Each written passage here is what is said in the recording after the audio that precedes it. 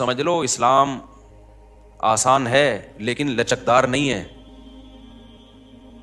آسان ہے اسلام، لچک نہیں ہے. جو لا اللہ نے بنا دیا اس کو فالو کرنا پڑے گا. کیسے؟ ایک مثال دیتا ہوں.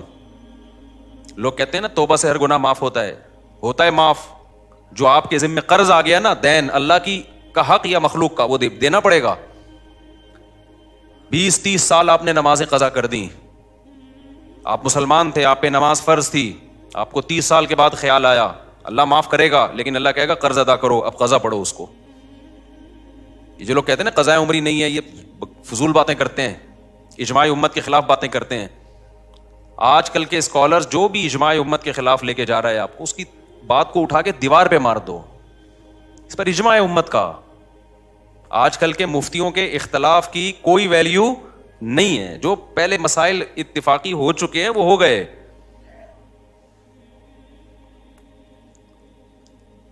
تو آپ کیا سمجھتے ہو کہ آپ نے نماز کی توبہ کر لی اللہ معاف کر دے گا؟ اللہ کہے گا معاف کر دوں گا. معاف کیا کروں گا؟ ٹائم پہ پڑھنی تھی نہیں پڑھی، یہ جرم معاف کر دوں گا. لیکن جو دین آپ کے ذمے ہے وہ کوئی مفتی یا مذہبی اسکالر معاف نہیں کر سکتا. اس میں ہمارے پاس اللہ کی طرف سے دلیل ہوگی. یہ لوگ جو کہتے ہیں نا قضائے عمری کی کوئی دلیل دو، ان سے بولو معافی کی دلیل دو آپ، کہ بغیر پڑھے نمازیں معاف ہو جاتی ہیں. تم کہاں سے اللہ کی طرف ایک ایسی چیز کی نسبت کر دیتے ہو جس کا اللہ نے کوئی ذمہ داری نہیں لی ہے؟ کتنا بڑا جرم کیا، نماز کو ساقط کر دیا بغیر کسی دلیل کے. ہے بھائی، دیکھو جس کا حق ہے اس کو حق ہے نا کہ وہ ساقط کر دے. مثال سے بات سمجھاتا ہوں. آپ نے مجھ سے 1,00,000 روپے لیے اور پی گئے. آپ نے کہا تھا 1 مہینے بعد دوں گا. بھائی یہ بچوں کو خاموش کروائیں اوپر، ٹھیک ہے نا. آپ نے مجھ سے 1,00,000 روپے قرض لیے. قرض کس کا تھا؟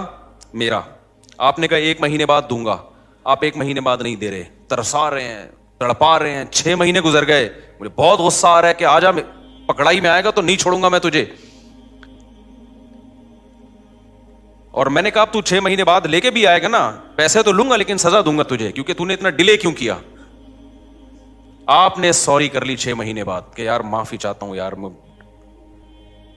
اب جب آپ نے سوری کی ہے، میں نے کہا چلو بھائی اب یہ قرض لے آئے گا، اب میں اس پہ غصہ نہیں ہوں گا کیونکہ میں نے اس کو معاف کر دیا. یہ جو ڈیلے کیا نا معاف کر دیا.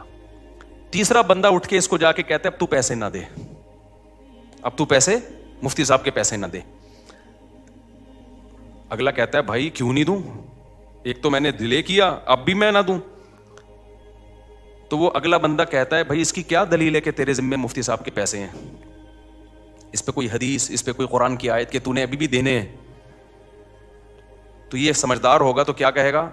بھائی یہ معاف کرنے کا حق اس کو ہے جس نے پیسے دیے ہیں، یہ تھرڈ پرسن کو بولو نہیں ہے. تو اگر مفتی صاحب نے ایسی کوئی بات کہی ہے کہ جو ڈیلے کر دے گا تو میں معافی کر دوں گا، یعنی جو ٹائم پہ میرا قرضہ نہیں دے گا نا، اب اس کو میری طرف سے یہ سہولت ہے کہ صرف توبہ کر لے، قرضہ بھی ختم. اس سے بڑا مفتی دنیا میں کوئی بیوقوف دیکھا آپ نے جو کہے کہ جس نے میرے پیسے ٹائم پہ نہیں دیے اب وہ صرف سوری کرے گا، صرف سوری کرے گا تو وہ پورا ہی اڑا دوں گا میں اس سے قرضہ. تو اگر یہ سامنے والا جو 1,00,000 روپے کھا کے بیٹھا ہوا ہے نا یہ 2 نمبر ہوگا نا، تو ان مذہبی اسکالر کی باتیں اس کو فوراً سمجھ میں آئیں گی جو یہ کہہ رہے ہیں کہ نہ دو. لیکن 1 نمبر ہوگا نا تو وہ کہے گا اس کی کیا دلیل ہے کہ جس کا حق تھا اس نے معاف کر دیا. اس کی دلیل مفتی صاحب سے کوئی تحریر لے کر آؤ. قضائے عمری کے ساتھ یہی حشر کیا ہے آج کل کے مذہبی اسکالرز نے، اور آج کل کے مذہبی اسکالرز کو جنہوں نے اپنا باپ بنا لیا ہے ائمہ مجتہدین کو چھوڑ کر، ان لوگوں نے بھی یہی حشر کیا ہے. اللہ میاں نے کہا تھا نماز قائم کرو، فجر کی نماز فجر کے ٹائم پہ ہونی چاہیے، ظہر کی ظہر کے ٹائم پہ ہونی چاہیے. لوگوں نے کیا کیا؟ نہیں قائم کی، قضا کرتے رہے، 10 سال تک قضا کر کے اپنے اوپر ایک بوجھ کھڑا کر لیا. تو آپ کو خیال آیا کہ یار میں نے بہت بڑا جرم کیا، 10 سال نمازیں نہیں پڑھی، میں توبہ استغفار کروں. آج کل کے جو مذہبی اسکالر قرآن و سنت کے نام پہ جو بیوقوف بناتے ہیں، جن کو قرآن و سنت کے علاوہ سب کچھ آتا ہے، سینس تو ہے ہی نہیں.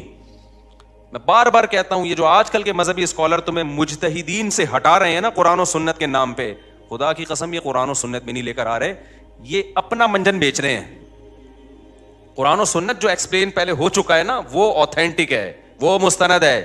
آج کل کے تلوں میں تیل نہیں ہے ان اسکالرز میں. یہ اتحاد امت کے نام پہ اپنا منجن بیچ رہے ہیں.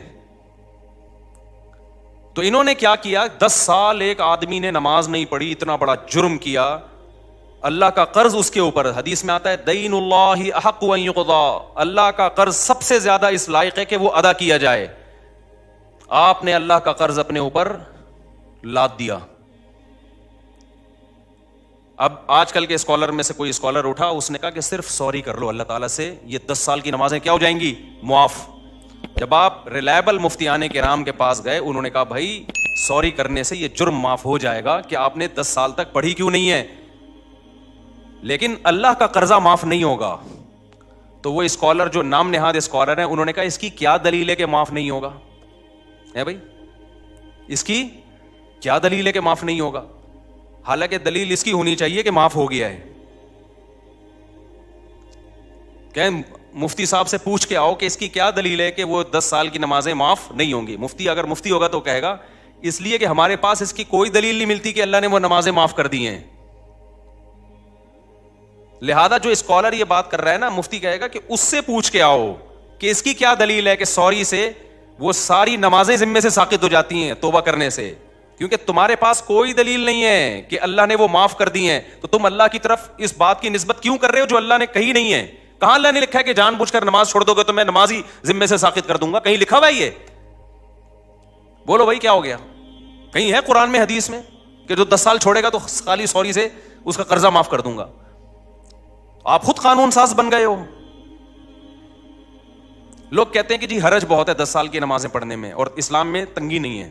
حرج جب ہے جب 10 سال کی نمازیں ایک دن میں ہو. 10 سال کی نمازیں 10 سال میں کر لو بھائی. 1 کروڑ روپے لے کے کوئی بندہ پی گیا نا, روزانہ پیسے لے رہا تھا بٹوے سے نکال کے, کھربوں روپے جمع ہو گئے. تو جب تک جس کے پیسے چرائے ہیں وہ معاف نہ کرے اور آپ کے پاس دلیل نہ ہو کہ اس نے معاف کر دی ہیں, کیا وہ کروڑوں روپے معاف ہوں گے اس بیس پہ کہ یہ حرج ہے ان کروڑوں کے ادا کرنے میں؟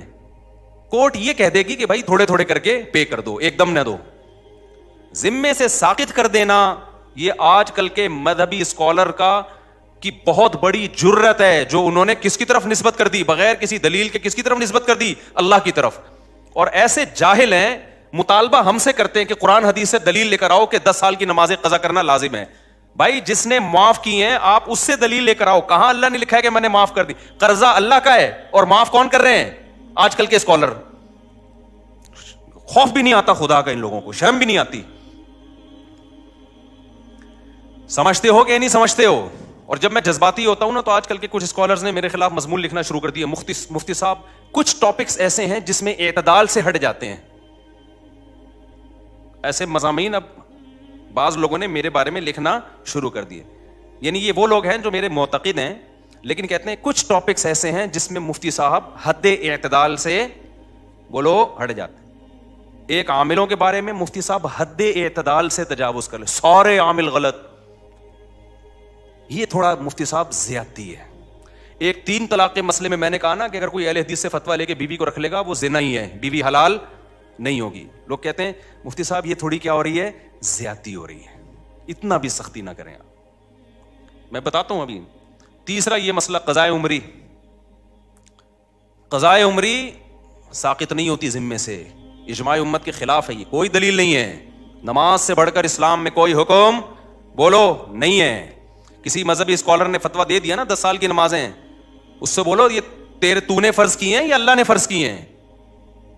اللہ نے معاف کر دی ہیں, بتا بھائی اس کی کیا دلیل ہے تیرے پاس؟ قرضہ اللہ کا ہے اور معاف کوئی پروفیسر صاحب کر رہے ہیں یا کوئی اسکالر کر رہا ہے آج کا. اور چوتھی عدالتی خلا. میں جب کہتا ہوں نا عدالتی خلا, جو آج کا جو قانون گورنمنٹ میں بنا ہوا ہے یہ بالاجماع باطل ہے. اس پہ بھی کچھ اسکالر نے میرے خلاف لکھنا شروع کر دیا کہ مفتی صاحب خلا کے مسئلے میں بھی ایکچولی تھوڑا سا کیا ہو رہے ہیں, کنٹرول سے باہر. اتنا بھی نہیں ہے. ٹاپک سے ہٹ کے میں تھوڑا ان چاروں کو تھوڑا ایکسپلین کر دوں تاکہ پتہ چلے کہ یہ ایکسٹریم لیول پہ نہیں ہوں میں, اعتدال پہ ہوں. دیکھو اعتدال کسے کہتے ہیں؟ جو چیز جیسی ہے اس کو ویسا رکھنا. ایک چیز کالی ہے نا, ایک آدمی کہہ رہا ہے یہ سفید ہے, میں کہوں یہ دھک کالی ہے بھائی, اتنی کالی ہے کہ اندھیرے میں نظر ہی نہیں آئے گی. لوگ کہیں مفتی صاحب تھوڑا اعتدال سے کام لیں. وہ جب کہہ رہا ہے سفید ہے, آپ جب کہہ رہے ہیں کہ کالی ہے, تو بیچ کا کوئی پیلا رنگ کہہ دیں آپ اس کو, تو یہ اعتدال ہوگا؟ یہ جھوٹ ہوگا. بھائی جب 100% بلیک ہے کسی بھی زاویے سے دیکھو بلیک ہے تو اس کو بلیک کہنا ہی اعتدال ہے. تو یہ جو خلا کا مسئلہ ہے نا, خلا کا, ابھی ایک نیا کلپ آیا ہے کہ میرے خلاف پھر کسی نے, پرانی عادت ہے ان کی, ان کو چین نہیں آتا جب تک میری ویڈیو لگا کے ری ایکشن نہ کریں نا. تو میں نے یہ عدالتی خلا کا کہا یہ جھوٹ ہے, بکواس ہے. اس کی بیس پہ اگر کوئی عورت کہیں اور نکاح کرتی ہے وہ زنا ہے, وہ نکاح نہیں ہے. چند کنڈیشن ایسی ہیں جس میں ہم اس خلا کو معتبر مانتے ہیں, وہ ہیں, وہ تو میں بتا چکا ہوں. چند کنڈیشن ایسی ہیں, لیکن علی الاطلاق کورٹ کے پاس یہ حق ہو جائے کہ عورت جب جائے کورٹ اس کو خلا کی ڈگری پکڑا دے. جیسے کہ لا یہی ہے, لا تو پاکستان میں نا, حضرت ویڈیو نہ بنائیں, جو پاکستان میں لا ہے نا وہ یہی ہے کہ جج پابند ہے کہ وہ خلا دے گا. یہ خلا کالعدم ہے, اس کی کوئی حیثیت بولو نہیں ہے. اس پہ مشہور زمانہ اسکالر نے ابھی دوبارہ میرے خلاف کے لیے بنایا کہ مشکات کی اتنی حدیثیں اور فلانی اتنی حدیثیں. ایک حدیث مشکات کی یا پورے ذخیرے حدیث میں, میرا چیلنج ہے خدا کے لیے مارکیٹ میں لے آؤ یار. ہمارے کان ترس گئے, آنکھیں ترس گئی ہیں. کوئی ایک حدیث ایسی نہیں ہے جس سے پتا چلتا ہو کہ عورت کو طلاق کا یا نکاح ختم کرنے کا حق ہے بذریعہ کورٹ. شوہر ظلم کر رہا ہو نا مخصوص نوعیت کا, اس کی بات میں نہیں کر رہا, وہ تو میں بھی مانتا ہوں. نارمل کنڈیشن میں یا چھوٹی موٹی باتوں میں ایک عورت نہیں رہنا چاہتی, وہ کہہ رہی میں نہیں رہنا چاہتی, یہاں شوہر کی مرضی کے بغیر عورت علیحدگی نہیں لے سکتی. اسلام میں نکاح میں داخل ہونے کا عورت کے پاس حق ہے, نکاح سے نکلنے کا عورت کے پاس اسلام میں رائٹ نہیں ہے. اب خواتین کو یہ بات اگر سمجھ میں نہیں آتی, چھوڑ دیں اسلام, اسلام کو چینج نہ کریں آپ, اسلام چینج نہیں ہو سکتا. سمجھ میں آ رہی ہے بات کہ نہیں آ رہی؟ آپ چھوڑ دیں بھائی, ہمیں یہ اسلام میں لگتا ہے یہ ظلم ہے عورت کے اوپر, تو نہ لاؤ, آپ جاؤ کسی ہندو سے شادی کرو, آپ اس کے پاس, ان کے پاس ہر وقت حق ہے بھائی. جیسے ہندو خود طلاق دے سکتا ہے, عورت بھی جب چاہے عدالت سے خلا لے سکتی ہے. اسلام میں ایسا ہی ہے. کوئی اسکالر یہ بات کرتا ہے نا کہ نہیں ایسا نہیں ہے, تو آپ میرے سامنے بٹھا دیں اس کو, آن لائن لے آئیں اس کو, مشہور آدمی ہو, اور آڑا ترچھا مشہور ہونے کے لیے بعض دفعہ آ جاتا ہے. تو میں بتاؤں گا مشکات میں کتنی حدیثیں ہیں, بخاری میں کتنی حدیثیں ہیں, وہ سارے میں, ان کم بختوں کو ترجمے تک نہیں آتے ہیں حدیثوں کے. اگر عورت کے پاس بھی یہ رائٹ ہوتا ہے نا, کامن سینس بھی کوئی چیز ہوتی ہے. قرآن حدیث تو پہلے کامن سینس ہوگی تو قرآن حدیث سمجھ میں آئے گا نا. کامن سینس ہی نہیں ہے, قرآن حدیث تو ویسے ہی نہیں ان بیچاروں کے پاس, اور کامن سینس بھی نہیں ہے.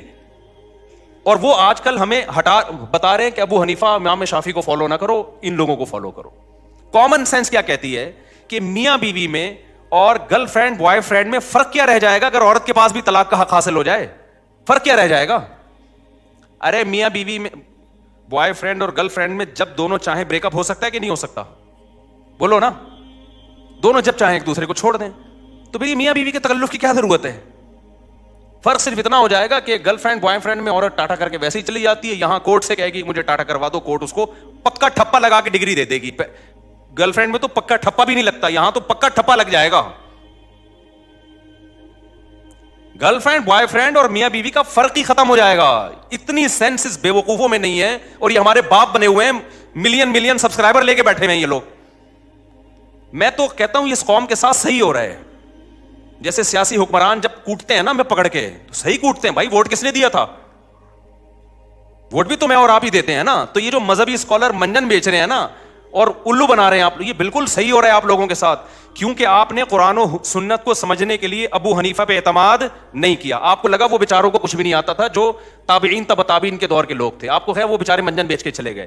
آپ نے امام شافعی پہ اعتماد نہیں کیا, جن کو کروڑوں لوگوں نے فالو کیا ہے, آپ نے کہا ان کو نہیں پتا تھا. آپ نے امام مالک پہ اعتماد نہیں کیا, آپ نے امام احمد بن حنبل پہ اعتماد نہیں کیا. جب اتنے بڑے بڑے فقہا پہ آپ نے اعتماد نہیں کیا تو اللہ نے آپ کو ان منجنوں کے حوالے کر دیا ہے کہ یہ منجن بیچیں گے اور تم کیا کرو گے, ان سے مسائل پوچھو گے. تو میں بہت کانفیڈنٹلی یہ کہتا ہوں, یہ خلا کالعدم ہے, اس کی کوئی 2 ٹکے کی حیثیت نہیں ہے. جج اپنی بیوی کو طلاق دے سکتا ہے, کسی اور کی بیوی پہ اللہ نے جج کو اختیارات بولو نا نہیں دیے ہیں. اب خواتین کو یہ پسند نہ آئے تو چھوڑ دیں اسلام کو.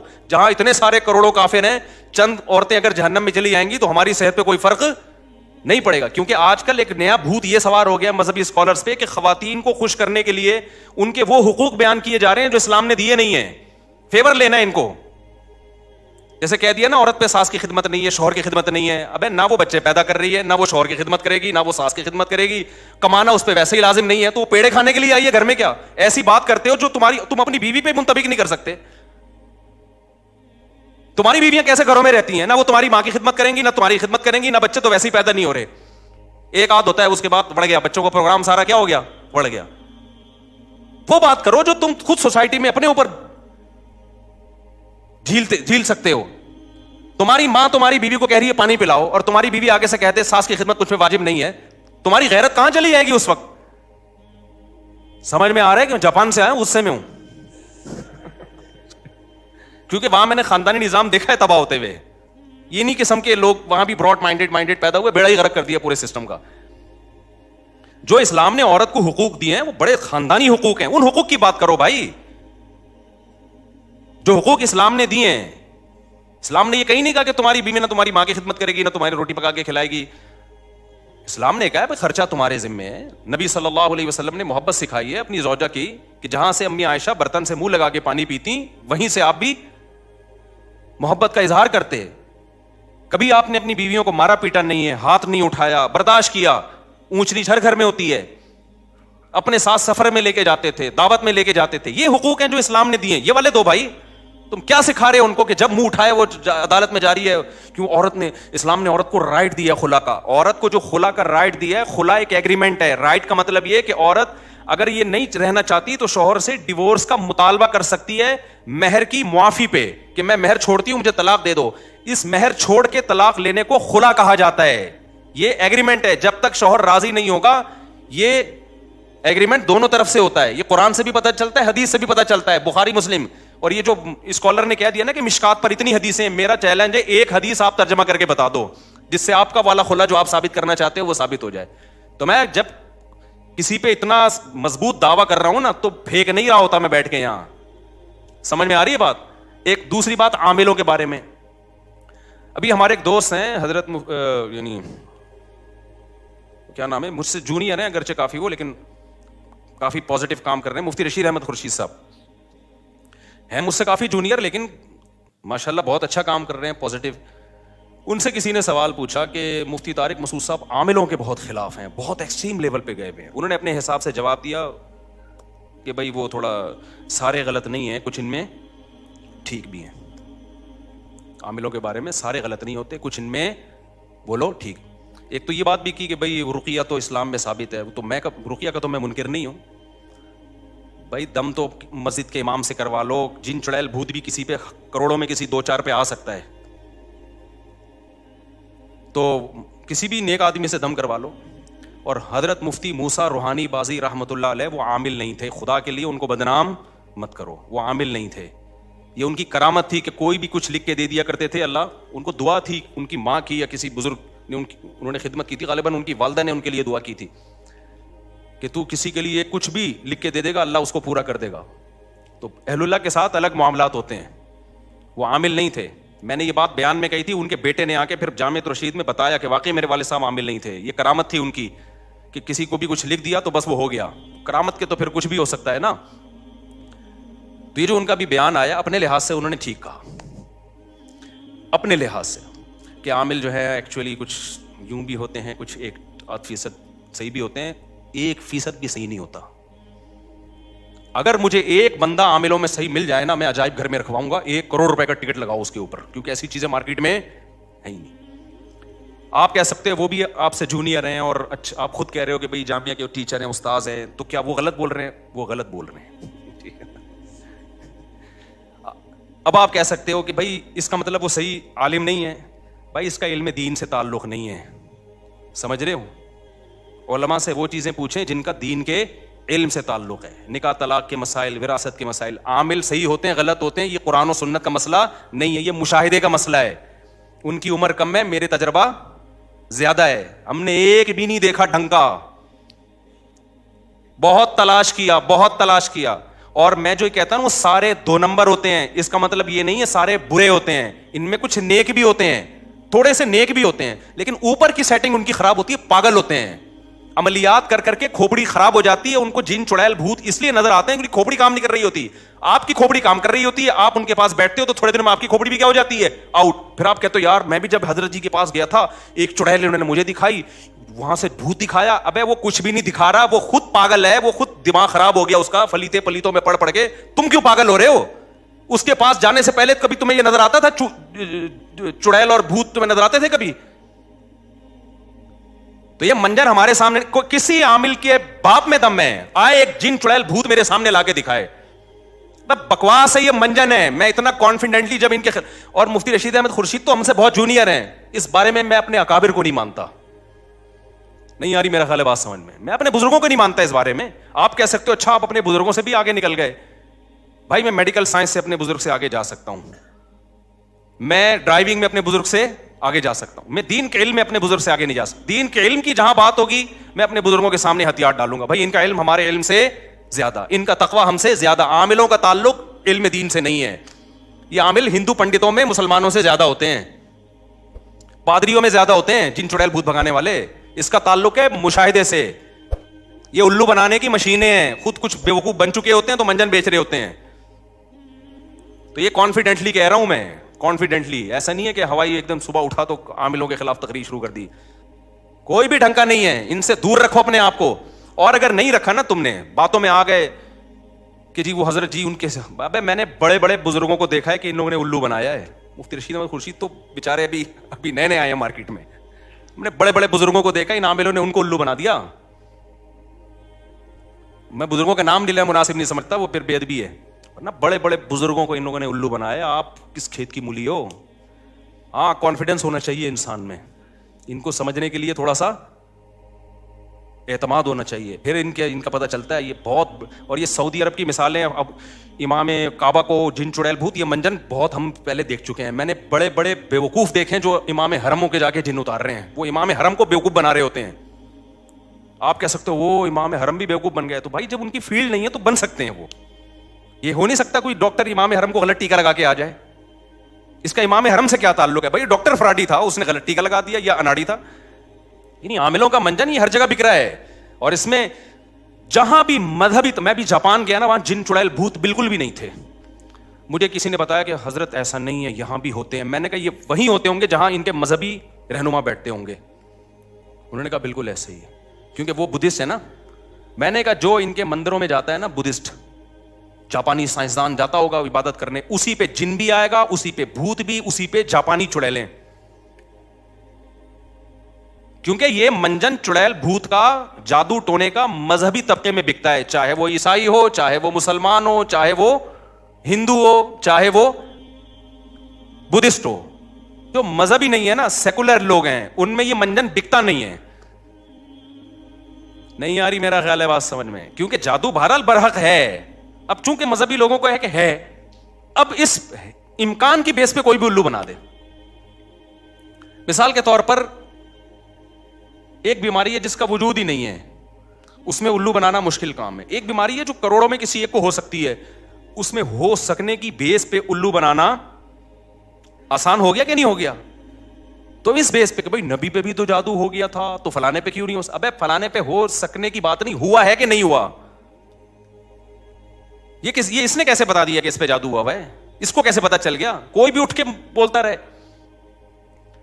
تو اس لیے بھائی یہ میں کانفیڈنٹلی بولتا ہوں کہ عامل سارے برے نہیں ہوتے. میں مانتا ہوں کچھ نیک ہوتے ہیں, تھوڑے سے کچھ نیک ہوتے ہیں, لیکن اوپر کی کھوپڑی خدا کی قسم ان کی سیٹ نہیں ہوتی. وہ خود پاگل ہوتے ہیں. کوئی ایک پاگل نہ ہو تو مجھے بتاؤ, یا اگر پاگل نہیں ہے تو فراڈی ہے, پھر وہ بہت بڑا فراڈی ہے. دیکھو جو چھوٹے فراڈی ہوتے ہیں ان کو پکڑنا آسان ہوتا ہے. کاش یہ بات آپ لوگوں کی سمجھ میں آ جائے. بڑے بڑے فراڈیوں کو پکڑنا بہت مشکل ہوتا ہے. اور مجھے حوالے نہ دیا کرو حضرت جی فلاں, حضرت فلاں کے ہم بہت اعتقاد ہے, لیکن دین کے علم کے معاملے میں تقوی میں ہم ان پر اعتماد کرتے ہیں. عاملوں کے منجن میں ہم ان پہ اعتماد بولو نا نہیں کرتے. باقی جادو برحق ہے, جنات بھی آ سکتے ہیں, کروڑوں میں کسی ایک پہ آ جاتا ہے. تو اس کا علاج یہ ہے کہ سورہ فلق سورہ ناس پڑھ کے دم کرو, یا مسجد کے امام یا کسی نیک آدمی سے دم کرا لو بس. اس سے آگے بڑھنے کی کوشش کرو گے تو معاملہ پروگرام بڑھ جائے گا. وقتی طور پہ ٹھیک ہو جاؤ گے, پھر دوبارہ چڑیل آئے گی, پھر تمہاری نسلیں برباد ہو جائیں گی. فلیتے پلیتے, ایک دھاگا یہاں ایک یہاں پر فلیتا, اتنا عذاب میں مرو گے بھی سالے. اسی उसी मुसीबत में मरोगे तुम। इन फलीतों पलीतों से जान नहीं निकलेगी तुम्हारी कभी। हमारे यार अल्लाह ने इतने हमें औलादें दी हैं, हमारे घर में बच्चे बीमार भी होते हैं, सेहत भी होती है, हमने तो कभी ना कोई फलीता ना कोई पलीता ना किसी आमिल ना कि मैंने तो आमिलों को चैलेंज किया, तेरे बाप में दम में तो आ यार, 2-4 चुड़ैल भूत हमारे घर भी भेजना। ये मंजन उन्हीं लोगों को बिकता है जो इन लोगों को मानते हैं, और ये सिर्फ मुसलमानों में नहीं है, ये हिंदुओं में भी है, ये मजहबी लोगों का मंजन है। सेकुलर लोग तमाम तर ऐबों के बावजूद इस ऐब से बचे हुए हैं। अंग्रेज सेकुलर है ना, वो जब रॉकेट भेजता है ना चांद पे, फट गया था ना एक दफा रॉकेट भेजा था, अगर वो पंडित जी के से दम करवा के या किसी मुस्लिम स्कॉलर से दम करवा के भेजता ना, तो कहता ये इस दफा कुछ चुड़ैल ने कुछ ऊपर जाके किया है। उनके सारे साइंसदान बकरे काट रहे होते वहां बैठ के। उन्होंने देखा यार जब तबाही हुई है तो कोई ना कोई लॉजिक होगी, उसकी लॉजिक को तलाश करो। मियां बीवी की लड़ाइयां हैं, मामला सही नहीं है, जब लड़ाइयां हो रही हैं तो इंसान के बच्चे बनो ना, देखो गलती किसकी है, कौन पहले बदतमीजी से बात शुरू करता है, फिर लड़ाई होती है। आमिलों ने ये धंधा ही सारा खत्म कर दिया। आमिलों ने बोला अपनी गलती की इस्लाह मत करो, असल में तुम्हारी सास ने तुम्हारे ऊपर चुड़ैल भेजी हुई है। बजाय इसके कि आदमी देखे कि नताइज गलत जो निकल रहे हैं तो मैं ठीक हो जाऊं या बेगम ठीक हो जाए, वो अपने बारे में सोचे ये क्यों झगड़ा हो रहा है ना भाई, वो तावीज रखा हुआ होगा बेल में, 15-16 साल पुरानी बात है। मुझे पता था ये बहुत नालायक है ना, लड़ रहे थे बदतमीज से, दोनों एक नंबर के, शादी से पहले ही बदतमीजी में मशहूर थे, तो जाहिर है शादी भी हो गई तो फिर तो बदतमीजी इंतहा को पहुंचेगी। लड़ाई झगड़े ही नहीं खत्म हो रहे। लड़की का भाई चला गया किसी बुजुर्ग के पास, वो बुजुर्ग भी हमारे यहाँ बड़े बुजुर्ग समझे जाते हैं। अफसोस तो इस पर है ना, मैं 2 नंबर आमिलों के खिलाफ नहीं बोलता, ये जहन में रखो, मैं 1 नंबर के खिलाफ बोलता हूं। ये भी मेरी बात को ना गलत ले जाते हैं। 2 नंबर तो सब मानते हैं 2 नंबर हैं, जो 1 नंबर है वो भी 2 नंबर हैं, मैं उनके खिलाफ बोल रहा हूं। क्या करें, बात से बात निकल। पहले ये सुना दूं ना, तो उसने बताया कि वो जो है ना, वो हमारे वो फला बुजुर्ग हैं, उन्होंने कहा इनके घर में एक बेल है, उसमें तावीज़ किया किसी ने। मैंने कहा उल्लू ना किसी और को बनाना, किसी और को बनाना उल्लू। तुम्हारी किस्मत में ये लिखा हुआ है कि तुम बजाय इसके कि अपनी बहन को समझाओ जो बदतमीजी कर रही है वो, या शौहर के रिश्तेदार मियाँ को समझाएं कि अगला गुस्से होता है तो तू थोड़ी देर के लिए इंसान का बच्चा बन जा, घर तो ऐसे ही चलता है ना। वो उसके घर में बेल ही नहीं थी, इत्तेफाक की बात ये है। लेकिन ऐसी अंधी अकीदत है ना इन कमबख्तों की, वो जितना मर्दी झूठ बोल दे, नहीं जी हजरत जी हैं बनियान कमबख्त सूंघ सूंघ के औरतों के बता रहे, ये तो मैं 2 नंबरों की बात कर रहा हूं, औरतों के बनियान सूंघ के बता रहे होते हैं कि इस पे जिन्न है। तुम्हें शर्म नहीं आती अपनी औरतों के बनियान मर्दों गैर मर्दों को सूंघाते हो यार? अपना पजामा सूंघाया करो जाके, इसको कोई मांगे ना तो अपनी बनियान लेकर बोला ये मेरा अंडरवेयर है, ये अपनी नाक में घुसेड़। इन कमबख्तों का इलाज ही है। एक आदमी ने आमिल के साथ सही किया था, उसने कहा आपके बाल चाहिए, उसने जेरे नाप बाल ले जाके दे दिए उसको, सही किया बिल्कुल। मुझे अच्छा नहीं लग रहा मस्जिद में ये बातें करते हुए, लेकिन तुम्हारे दिलों से मैं तुम्हारी जिंदगियां बचाने के लिए इन कमबख्तों की अकीदत निकालना चाहता हूं। दुश्मनी तो मैं मोल रहा हूं, तुम्हें थोड़ी कुछ कहेगा, दुश्मनी तो मैं मोल रहा हूं। तो बात आई थी दिमाग में, पता नहीं निकल गई, इतनी खानदानी बात आई थी। तो वो उसने कहा बेलों के ऊपर जो है ना, ये सारा आज का जो टॉपिक ही बढ़ गया सारा इन आमिलों के चक्कर में। सारा टॉपिक जो मैं कितना शुगर का और वो लेके चला था, वो टॉपिक तो बढ़ गया। ये भी जरूरी है भाई। इन आमिलों के मुफ्ती रशीद अहमद खुर्शीद साहब हमारे लिए काबिल एहतराम है, काइंडली, लेकिन ये आमिलों के बारे में किसी की बातों में ना हो, इन दिलों में तेल नहीं है। तो बात इतनी खानदानी थी यार, आमिल के बारे में थी, निकल गई दिमाग से। तो कोई भी हरम का इमाम का इलाज कर रहा है, ये सब मंजन होते हैं इन लोगों के कि मैंने इमाम में फलाने का किया तो मैंने डिमकाने का किया, तो वो फिर तस्वीरें लगा लगा के, हाँ याद आ गया, अल्हम्दुलिल्लाह, अल्लाह का बड़ा। देखो मेरे साथ भी किसी की तस्वीरें देखो ना कि मैं उसके लिए दुआ कर रहा हूँ, उसके मस्जिद में खड़े होकर उसके लिए दुआ कर रहा हूँ, तो वो आपसे अगर चंदा मांगता है तो इन तस्वीरों की बेस पे आप चंदा बोलो मत दो कि भाई मुफ्ती साहब इसकी मस्जिद में जाके दुआ। मैंने जब चंदे का बोलना होगा तो मैं अपने मुंह से फूटूंगा, क्योंकि इस तरह 2 नंबर लोग भी मुझे कैश कराते हैं कि भाई कहीं भी मस्जिद बन रही, मैं तो चला जाऊंगा दुआ मांगने। तो लोग कहते हैं मुफ्ती साहब इस मस्जिद में खड़े हुए थे तो इसका मतलब ये रिलायबल आदमी है। नहीं भाई, इसका ये मतलब नहीं है। हो सकता है रिलायबल हो सकता है 2 नंबर। चंद बातें फ्रॉडी लोगों की अलामतें, मजहबी फ्रॉडियों की, गैर मजहबी की तो वो तो आप जानते होंगे, जब मैं मजहबी लाइन का आदमी हूं ना, मजहबी फ्रॉडियों की चंद बातें। मदरसे का मोहतमिम भी हो और 4 बीवियां भी हो, فوراً احتیاط برتو اس سے. اچھا, لوگ مجھے آ کے بتا رہے ہوتے ہیں مفتی صاحب میری 4 وائف ہیں. آپ کو میں یقین سے کہوں, میں فوری طور پر خوش نہیں ہوتا. میں ایک دم سمجھ جاتا ہوں کہ یہ پہلی علامت ہے 2 نمبر ہونے کی. آپ کہو گے یار مفتی صاحب کس طرح کی باتیں کر رہے ہیں. وجہ اس کی میں سب سے پہلے پوچھتا ہوں آپ کی سورس آف انکم کیا ہے. بات آ رہی ہے سمجھ میں؟ کیونکہ غریب آدمی کو 4 ملتی نہیں ہے. مل سکتی ہیں. میں یہ نہیں کہہ رہا کہ وہ فراڈی ہے, ایسا نہ ہو کہ 4 رکھی ہوئی ہوں تو آپ بولو فراڈی ہے, یہ ضروری نہیں ہے.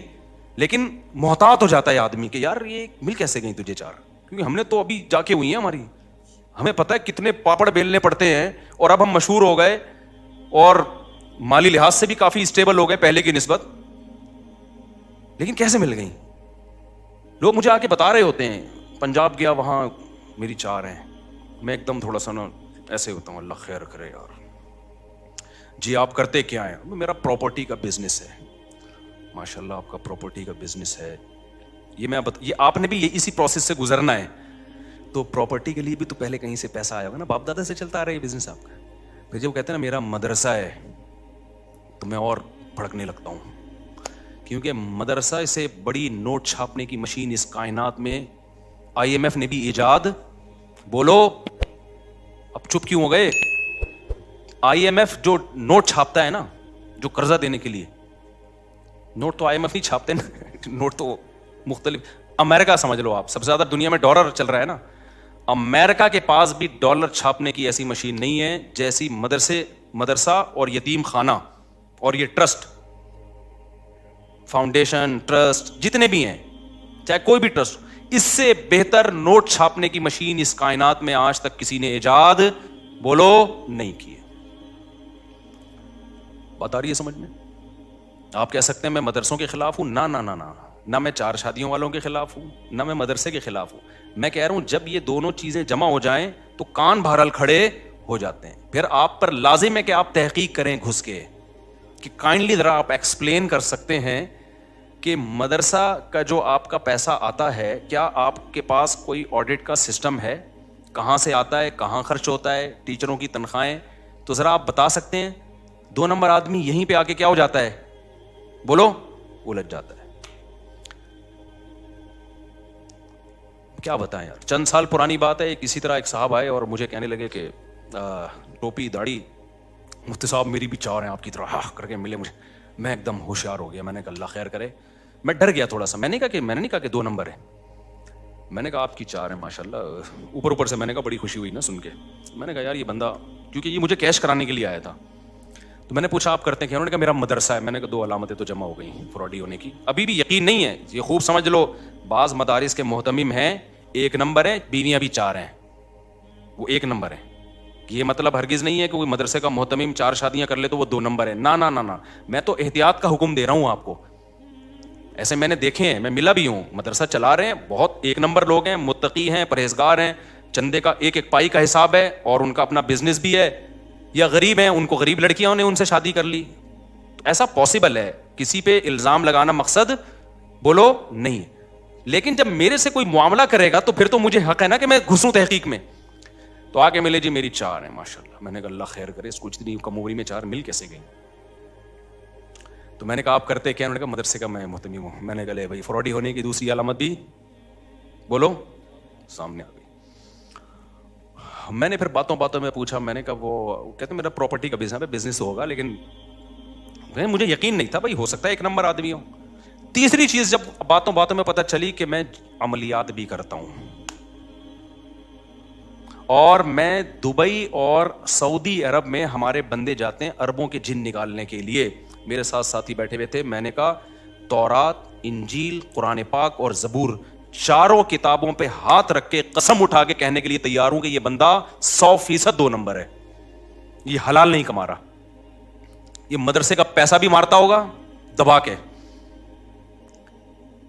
لیکن میں نے اناؤنس نہیں کیا اس کے بارے میں. چند دنوں کے بعد اس کے ساتھ جب کہیں میری ایسے نیٹ پہ تصویریں وائرل نہیں ہوئی, کسی کے پاس گئی تو ایک بڑے مفتی ہیں کراچی کے, ان کا فون آیا, مفتی صاحب یہ بندہ بہت بڑا فراڈی ہے, آپ کس کے ساتھ گھوم رہے ہو؟ نہیں آئی میرے خیال بات سمجھنے. مفتی صاحب یہ بہت کرپٹ آدمی ہے, بدنام زمانہ ہے. میں نے کہا ہم نے تو پہلے ہی 4 کتابوں پہ ہاتھ رکھ کے قسم اٹھانے کی قسم اٹھا لی تھی. پھر ایک اور بندے کا فون آیا, مفتی صاحب اس کے ساتھ مالی لین دین بولو نہیں کرو. یہ میں کیوں مثالیں دے رہا ہوں کہ جو شریعت کا فلسفہ ہے وہ اپنی جگہ ہے, لیکن معاملات کیا ہیں.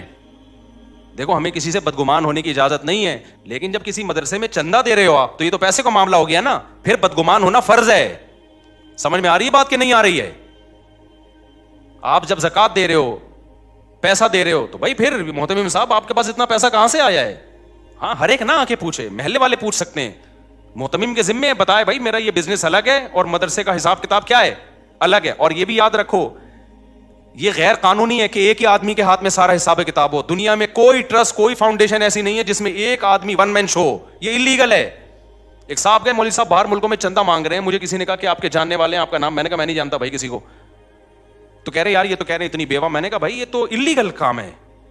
ٹرسٹ جب بنتے ہیں 10-11 آدمی ہوتے ہیں, ان کو پتا ہوتا ہے کہاں سے پیسہ آ رہا ہے, ان 10-11 کو آپ کو اعتماد میں لینا پڑتا ہے.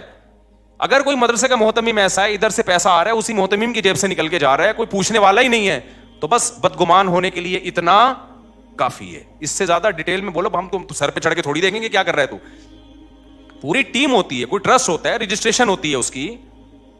دیکھو مسجد میں جب پیسہ آتا ہے تو کمیٹی ہوتی ہے نا. اگر صدر یہاں سے پیسہ لے یوں جیب میں رکھے اور ایک پنکھا لا کے لگا دے, پھر وہاں سے 1 کروڑ روپے لیے ادھر جیب میں رکھے اور جا کے ٹائلیں لگا دیں, تو باقی کمیٹی پوچھے گی نا کہ کیا کر رہے ہو بھائی, ہمیں کیوں نہیں بتا رہے. حق بنتا ہے کہ نہیں بنتا؟ تو مدرسے میں بھی یہی حق بنتا ہے, ٹرسٹوں میں بھی یہی حق بنتا ہے. تو یہ پوری دنیا میں ایک لا ہے اور یہ شریعت کے بالکل مطابق لا ہے. اس لا کو فالو کرنا پڑے گا. ون مین شو جہاں بھی چل رہا ہے, شریعت آپ کو مالی معاملات میں بدگمان ہونے کی اجازت نہیں بلکہ حکم دیتی ہے, خاص طور پہ زکوٰۃ, صدقے اور خیرات کے معاملات میں. ہاں کسی کو پرسنلی کسی پہ ذاتی اعتماد ہے وہ پھر ان دونوں کا آپس کا معاملہ ہے. آپ پہ کسی کو بہت زیادہ ٹرسٹ ہے کہ بھائی یہ بندہ 1 نمبر ہے, تو آپ کو آگے پیسے پکڑا دیتا ہے, آپ کسی غریب کو دے دیتے, نہیں, آپ کا آپس کا معاملہ ہے. کسی کو بھی کسی پہ ٹرسٹ ہو سکتا ہے. جہاں کھلے عام چندے ہوں گے نا, کھلے عام کوئی ٹرسٹ چل رہے ہیں, ادارے چل رہے ہیں, وہاں پر ایک شخص کے ہاتھ میں معاملہ نہیں ہو سکتا. سمجھتے ہو کہ نہیں سمجھتے؟ ہماری مسجد میں 15 سال پرانی بات ہے, ایک ڈبہ لگا ہوا تھا چندے کا, لوگ جا جا کے پیسے ڈالتے. جب بھی ڈبہ کھلتا تو پیسے ہی نہیں ہے, پیسے ہی نہیں ہے, رسیدوں میں امام کی تنخواہ نہیں ہے, مؤذن کی تنخواہ نہیں نکل رہی. تو مجھے کمیٹی کے کسی جو صدر صاحب انہوں نے کہا بھائی بڑا مسئلہ ہو رہا ہے. میں نے کہا بھائی تالا جو ہے نا 2 آدمی کھولیں گے لازمی, جب تک 2 بندوں کے الگ الگ چابی نہیں ہوگی پیسے نہیں. جیسے یہ ہوا ہے ڈبل سے بھی زیادہ پیسہ ہو گیا. کوئی نمازی بھائی کمیٹی ہی کے چرا رہے تھے پیسے الحمدللہ, یا کمیٹی کا نہیں ہوگا, کوئی نمازی الگ سے کسی نے چابی بنائی ہوئی ہوگی. بھائی یہ کیا بات ہے کہ ایک آدمی تالا کھول رہا ہے تو پیسے کم آ رہے ہیں, 2 مل کے کھول رہے ہیں تو پیسے بولو نا زیادہ آ رہے ہیں. تو پیسوں کے معاملات میں کوئی بھی آپ کو جب الو بنانے کی کوشش کرتا ہے تو آپ الو بولو مت بنا کرو. آپ پوچھو بھائی میں نے 20 دفعہ یہاں انتظامیہ سے کہا ہے, خود ان سے پوچھے بغیر, کیونکہ بدگمانی سے روکنا خود فرض ہے. نبی صلی اللہ علیہ وسلم اپنی کسی زوجہ کے ساتھ تنہائی میں کھڑے ہوئے تھے, ایک صحابی قریب سے گزرے, آپ نے ان کو بلایا, فرمایا میری زوجہ ہے.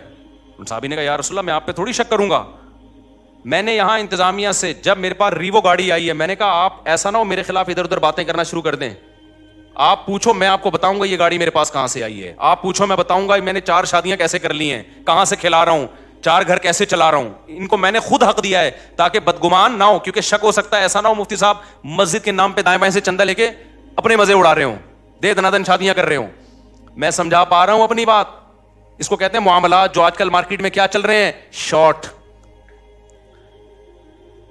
اور جس محتمم سے پوچھو نا, مدرسے کا ہو یا مسجد کا ہو, کہ تمہارے پاس پیسہ کہاں سے آتا ہے, اس کو اگر غصہ آ جائے نا, اس کا مطلب 2 نمبر ہے. اس کا مطلب کیا ہے, وہ اگر نا تم کون ہوتے پوچھنے والے. ہاں یہ نہیں کہ ہر چلتا پھرتا, محلے والوں کی بات کر رہا ہوں, جو محلے کے جو بھی سنجیدہ لوگ ہوتے ہیں. ایسا نہ ہو کہ کوئی بھی 10 سال کا بچہ اٹھ کے جا کے پوچھ رہے تمہارے پاس پیسہ کہاں سے آیا, ادھر سے دوسرا آ رہا ہے تمہارے پاس پیسہ کہاں سے آیا, یہ تو پھر غیر اخلاقی حرکت ہے نا. جو بھی محلے کے ذمہ دار سمجھدار لوگ ہوتے ہیں ان کو یہ حق ہے کہ آپ کے ادارے میں, علاقے میں کوئی مدرسہ ہے, آپ محتمم سے جا کے پوچھیں. الحمدللہ ہمارے مدارس میں میجورٹی ٹھیک لوگوں کی ہے ہمارے مدارس میں, لیکن فراڈی لوگ بھی مدرسہ بنا لیتے ہیں. علماء فراڈی نہیں ہوتے, یہ خوب سمجھ لو, مدارس کے محتمم فراڈی نہیں ہوتے, لیکن فراڈی لوگ بھی مدرسوں کے محتمم بن جاتے ہیں, بلکہ مدرسے بنا لیتے ہیں, کیونکہ نوٹ چھاپنے کا بہترین طریقہ ہے. تو میں جلدی بات کو سمیٹ کے مکمل کروں.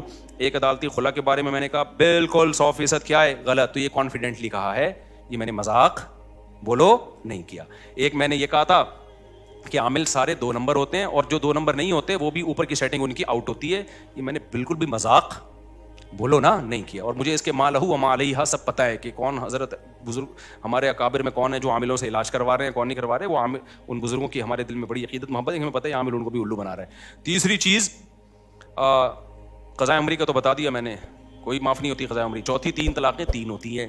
تو ابھی میرے خلاف نا کچھ اہل حدیثوں کا آ گیا, کسی نے میرے خلاف مضمون لکھا مفتی صاحب 3 طلاق کے مسئلے میں بھی بہت جذباتی ہو جاتے ہیں اور ان کے پاس علم نہیں ہے. اصل میں جب انسان کے پاس علم ہوتا ہے تو اعتدال ہوتا ہے. علم ہے تبھی کانفیڈنٹلی کہہ رہا ہوں کہ کخ بھی نہیں ہے, 3 طلاقوں کو ایک کہنے کی کوئی دلیل بولو نہیں. یہ جو مشہور حدیث پیش کی جاتی ہے نا نبی کے دور میں 3 طلاقیں ایک ہوتی تھیں, ایسی ہی حدیث متا کے بارے میں بھی ہے. جابر بن عبداللہ کہتے ہیں ہم نبی کے دور میں متا کر لیا کرتے تھے, عمر نے پابندی لگائی ہے. تو جو اس حدیث کا جواب ہے نا وہی اس حدیث کا بھی وہی جواب. اور نبی کے دور میں ثابت ہے کہ 3 طلاقوں کو 3 مانا گیا ہے. اور ہمارے اہل حدیث حضرات جب ٹی وی پہ آتے ہیں تو حدیث کا ترجمہ بھی غلط کر رہے ہوتے ہیں. ایک مشہور اہل حدیث عالم ہے, جب ٹی وی میں ان سے سوال پوچھا گیا کہ 3 طلاقیں کتنی ہوتی ہیں, انہوں نے کہا صحیح مسلم کی حدیث ہے عبداللہ بن عباس سے کہ نبی کے دور میں ایک مجلس کی 3 طلاقیں ایک شمار ہوتی تھیں. میں نے کہا یہاں ڈنڈی مار دی ہے انہوں نے, ایک مجلس کا لفظ اپنی طرف سے کیا کیا ہے حدیث میں ایڈ کیا ہے. یہ کہیں بھی نہیں, حدیث میں علی طلاق ہے تو وہ منسوخ حکم ہے. جیسے متا نبی کے دور میں ہوتا تھا لیکن نبی کے دور میں منسوخ ہو گیا تھا, جابر بن عبداللہ کو نہیں پتہ چلا. تو ایسے ہی نبی کے دور میں 3 طلاق ایک سمجھی جاتی تھی, نبی تھوڑی سمجھتے تھے, وہ صحابہ سمجھتے تھے جو زمانہ جاہلیت کے حساب سے, کیونکہ زمانہ جاہلیت میں 3 کو ایک سمجھا جاتا تھا. پھر اللہ نے اس حکم کو منسوخ کیا. یا پھر یہ حدیث رخصتی سے پہلے کے بارے میں ہے, کیونکہ دوسری حدیث میں آتا ہے قبل ان یدخلوها, اسی حدیث کی دوسری حدیث میں ہے کہ رخصتی سے پہلے 3 طلاقیں ایک سمجھی جاتی تھی. تو ایک حدیث دوسری حدیث کو ایکسپلین کر رہی ہے نا, ورنہ بخاری میں بھی ہے کہ 3 طلاقیں 3 ہوتی ہیں, قرآن میں بھی ہے 3 طلاق, قرآن میں تو 2 مقام پر ہے کہ 3 طلاقیں 3 ہوتی ہیں. تو یہ کانفیڈنٹلی ہم نے کہا ہے, ہم نے آپ کے ساتھ مذاق بولو نہیں کیا ہے, ایسا نہیں ہے کہ. تو اچھا اس میں نے جب یہ کہا کہ اجماعی مسئلہ ہے, آخری بات, تو ایک جو ہے وہ اہل حدیث نے میرے خلاف کلپ بنایا کہ اجماعی کہاں سے ہو گیا. امام طحاوی نے لکھا ہے کہ بعض لوگ اس کے قائل ہیں کہ 3 ایک ہوتی ہیں. تو پھر انہوں نے یہ شو کیا کہ مفتی صاحب کو تو پتہ ہی کچھ نہیں ہے. بھائی جان ہمیں پتہ ہے, امام طحاوی کے قول کا بھی پتہ ہے, اس کا مطلب کیا ہے. امام طحاوی نے لکھا ہے اپنے دور میں کہ بعض لوگ اس کے قائل ہیں کہ 3 ایک ہوتی ہیں. پھر امام طحاوی نے دلائل دیے کہ ان کا قول غلط ہے, اور آخر میں یہ ثابت کیا ہے کہ اجماع سے ثابت ہے کہ 3 ہوتی ہیں. کیا مطلب, امام طحاوی سے پہلے اجماع تھا کہ 3 ہوتی ہیں. امام طحاوی کے وقت میں کچھ لوگ اس کے قائل ہوئے کہ 3 ایک ہوتی ہیں. تو جب ایک دفعہ کسی مسئلے پر اجماع ہو چکا ہوتا ہے اب اس کی مخالفت کالعدم ہوتی ہے شریعت میں. تو پہلے اجماع ہو چکا ہے صحابہ کے دور میں اس پہ. تو یہاں اہل حدیث اس مسئلے میں ٹو دا پوائنٹ بات کبھی نہیں کرتے, کبھی مفسرین کے حوالے لے آتے ہیں, کبھی فلاں کے حوالے, کبھی کہتے ہیں عبداللہ بن عباس سے 3 کو ایک کہنا بھی ثابت ہے. عبداللہ بن عباس سے قطعاً 3 طلاقوں کو ایک کہنا ثابت نہیں ہے. کوئی ہے تو ہمارے سامنے لے کر آؤ, ہم اس کا جواب دیں گے. تو کخ بھی نہیں ملتا اس میں. تو اس لیے, اور یہ جو امام طحاوی نے لکھا ہے نا کہ بعض لوگ اس کے قائل تھے کہ 3 ایک ہوتی ہیں, تو بعض سے اہل سنت بھی ہیں, کوئی شیعہ تو مراد نہیں ہے کہیں, کیونکہ شیعہ لوگ مانتے تھے, وہ شروع سے ہی ان کا عقیدہ ہے کہ 3 ایک ہوتی ہیں, اور بعض نے کہا 3 ایک بھی نہیں ہوتی. یہ شیعہ لوگوں کا ہے, یہ اہل سنت والجماعت کا نہیں ہے. یہ اہل سنت والجماعت کے یہاں 3 دے دی تو خلاص ختم, قرآن میں بھی ہے حدیث میں بھی ہے. اور میں اہل حدیث سے کہتا ہوں کہ قرآن حدیث کو صحابہ سے اچھا کوئی سمجھ سکتا ہے؟ کوئی ایک صحابی دکھا دو یار, ایک صحابی دکھا دو بھائی, ٹھیک ہے نا, ضعیف سند سے دکھا دو جنہوں نے ایک مجلس کی 3 کو ایک کہا ہو. اور میں آپ کو بہت سارے دکھا سکتا ہوں جنہوں نے ایک مجلس کو کتنا کہا ہو, 3 کہا ہو, اور دلیل میں قرآن کی آیت پیش کی ہے انہوں نے, عمر لا کا حوالہ نہیں دیا. تو یہ 3 طلاقیں دے کے جو بیوی حلال کر رہے ہیں نا, یہ کانفیڈنٹلی کہہ رہا ہوں, میں مذاق کے موڈ میں بالکل بھی نہیں. ایک چٹکلا سنا کے بس بیان ختم کر دوں, آج تھوڑا لمبا بیان ہو گیا. یہ جو میں نے کہا نا, یہ جو میں کہتا ہوں عامل گڑبڑی ہوتے ہیں, یہ میں نے مذاق بولو نہیں کیا. 3 طلاقیں 3 ہوتی ہیں, میں نے مذاق نہیں کیا. عدالتی خلا جو آج جس اسٹائل میں چل رہا ہے وہ کالعدم ہے, یہ میں نے مذاق نہیں کیا. تو چونکہ کچھ اسکالر میرے خلاف لکھ رہے ہیں, وہ سب بہت متشدد ہو گئے ہیں ایکچولی. تو مجھے وہ لطیفہ یاد آ رہا ہے کہ ایک دبلا سا آدمی ایک موٹے آدمی نے دیکھا, اس دبلے کو دیکھ کے تھوڑی شرارت سوجی نا, تو اس نے دبلے کو دھکا دے کے گرا دیا. اب وہ دبلا آدمی جب نیچے گرا ہے تو انسلٹ محسوس کی. تو دبلے نے سوچا کہ اگر میں اس سے انتقام لوں گا تو ایک دھکا اور آئے گا, انتقام نہیں لوں گا تو بے عزتی ہوگی, لوگ کہیں گے اس نے دھکا دے کے گرا دیا اور تو کچھ بھی نہیں. تو دبلے نے موٹے سے پوچھا کہ تم نے یہ سیریسلی یہ کیا یا مذاق کیا؟ اس کا خیال تھا وہ کہے گا میں نے مذاق کیا, تو میں کہوں گا چلو یار کوئی بات نہیں یار. تو اس دبلے نے موٹے سے پوچھا کہ تم نے سیریسلی مجھے دھکا دیا یا مذاق کیا؟ اس نے کہا میں نے جان بوجھ کر سیریسلی آپ کو دھکا دیا ہے. مطلب یہ تھا کر لے کیا کرنا ہے. دبلا ہوشیار تھا, اس نے کہا کہ اچھا ہو گیا ورنہ میں ایسے مذاق برداشت نہیں کرتا. یہ کہہ کے نکل لیے. تو جیسے اس موٹے نے دبلے سے کہا تھا نا یہ میں نے مذاق نہیں کیا, یہ میں نے کیا ہے. تو یہ جو میں نے 3 دعوے کیے ہیں نا, قضائے عمری 4 ہو گئے, 3 طلاقیں 3 ہوتی ہیں, اور عدالتی خلا یہ جج اپنی بیوی کو دے سکتا ہے طلاق, کسی اور کی بیوی کو ڈیورس. اس پہ ایک واقعہ بھی سناؤں گا نماز کے بعد انشاءاللہ, کہ یہ جو آج کل نئے اسکالر کے فتوے دنیا میں جا رہے ہیں اس سے گھر کیسے ٹوٹ رہے ہیں. تو یہ جمعے کے بعد تھوڑی دیر انشاءاللہ. تو عاملوں کے بارے میں, اور چوتھا قضائے عمری. تو یہ میں نے مذاق بولو نہیں کیا, میں بالکل سیریسلی کہہ رہا ہوں کہ ایسا ہی ہے. سمجھتے ہو؟ ایک نے شکر ہے نیچے کمنٹ کیے ہوئے تھے کہ مفتی صاحب جب اتنی کانفیڈنٹلی کوئی بات کہہ رہے ہیں نا, کسی نے لکھا مفتی صاحب کے پاس علم نہیں ہے, کسی نے کہا ان کو قرآن و سنت کو تو پتہ نہیں ہوتا, یہ تو تقلید کرتے ہیں. ایسے ایسے کمنٹس لوگوں کے آئے ہوئے نا. ایک نے لکھا یار ایک بندہ ایک ممبر پہ بیٹھ کے اتنی کانفیڈنٹلی کوئی بات کر رہا ہے تو کچھ تو ہوگا نا, تو کچھ ہے. سمجھتے ہو؟ کچھ نہیں ہے, 100% یہی ہے. اور پھر بتا دوں جو کہہ رہے ہیں نا مشکات کی اتنی حدیثیں عدالتی خلا پر اور بخاری کی اتنی حدیثیں, ایک حدیث یار اتنی کو چھوڑو. وہ کہہ رہے ہیں یہ لوگ مشکات تو پڑھتے نہیں ہیں, ہم مشکات پڑھا چکے ہیں, خالی پڑھی نہیں ہے, پڑھی بھی ہے اور پڑھائی بھی الحمدللہ, ہمیں مشکات کا آپ سے زیادہ پڑھ. تو میں ان کے فین اور فالوور سے کہوں گا کہ آپ اپنے شیخ سے کہیں کہ آپ نے جو مفتی طارق مسعود کے کلپ پر ریئیکٹ کیا اور کہا کہ مشکات کی اتنی حدیثیں, تو مفتی صاحب نے مطالبہ کیا کائنڈلی کوئی ایک حدیث آپ ترجمے کے ساتھ پیش کر دیں کائنڈلی, تاکہ ہمیں بھی پتہ چلے, ہمیں اپنی جہالت کا اعتراف ہو کہ یار واقعی ہمیں تو مشکات کا ایک روایت آپ پیش کر دیں کائنڈلی. نہیں کریں گے, اور یہ موضوع بھی ہمیشہ کی طرح کیا ہو جائے گا, دب جائے گا. پروگرام کیا ہو جائے گا, بڑے, کیونکہ بعض لوگوں کی عادت ہے چیلنج بڑے بڑے کرتے ہیں, جب رپلائی آتا ہے تو نیا چیلنج آ جاتا ہے, پرانا والا ختم. اللہ سمجھنے کی عمل کی توفیق عطا فرمائے.